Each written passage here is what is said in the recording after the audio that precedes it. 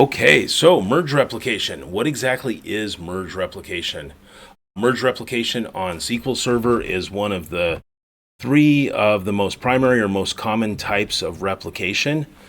It's a replication strategy that allows changes to be collected from multiple sources. Now, on the other replication types we've talked about with transactional replication or snapshot replication, the data always starts in one central location and goes in different directions out to other servers. Where with merge replication, it's actually going both ways. It's bidirectional. So changes that are made out at other locations are all being pushed back into a central location. It's really useful for environments where multiple users or multiple locations need to update data independently and have those changes synchronized across all the nodes in the topology. So merge replication works with a couple of different areas. This is very similar to the other replications, but it's just bidirectional in how the data is being synchronized. You have a publisher, that's the source database that you're starting out. There's the distributor, which is used to help share the data. And then you have the subscribers, which are all the different servers out there that the data is being replicated to. With this, data changes on the subscribers get caught and they get pushed back to the publisher. And then from that publisher, they go all the way out to all the other subscribers. You can do several dozens or even close to 100 subscribers is possible in this environment.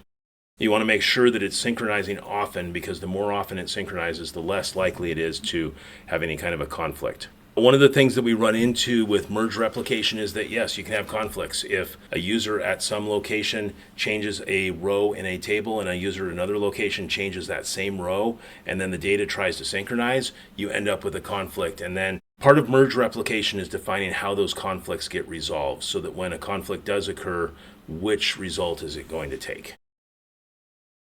Some of the advantages of using merge replication. Some of the advantages of using merge replication is you do have that bidirectional data flow. Unlike transactional replication or snapshot replication, merge allows data to go in both directions from the publisher to the subscriber and vice versa. You have conflict resolutions, or for each different table, you can have a different definition of how conflicts, if two people change the same row, how those get resolved.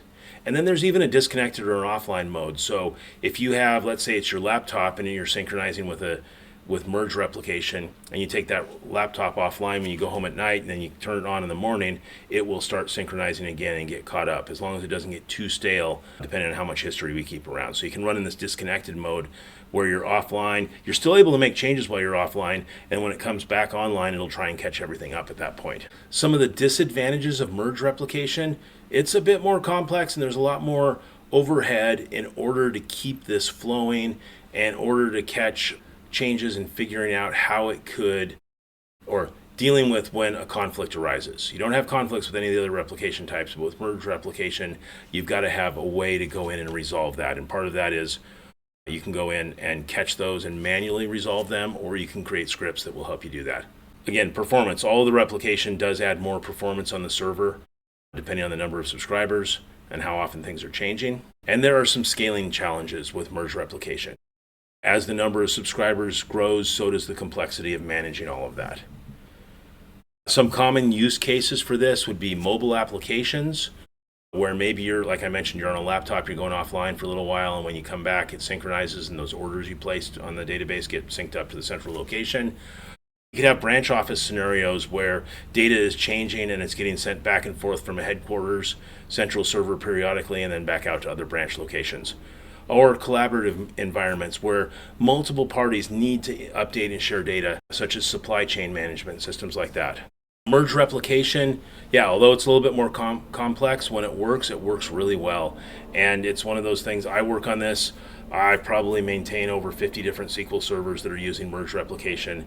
And yeah, there's things you have to do with a conflict resolution with that, but it works well and in an environment where you need to have data flowing in both directions. Merge replication, it's really versatile to address these kind of needs. And although it's powerful, you need to do careful planning to make sure that you understand how conflict resolution and things like that are going to be handled. Okay, that wraps up the basics. So thanks for watching and learning a little bit about merge replication here. If you want to learn more about merge replication, transactional replication, or snapshot replication, I have a class available that I've built on all of this. It's available at stedman.us/school, as well as other classes that I offer. Everything from how to join tables through how to deal with database corruption. Anyway, check us out online at stedman.us/school for more information on our merge and transactional and snapshot replication class, or just the replication class. Thanks for watching. Have a great day.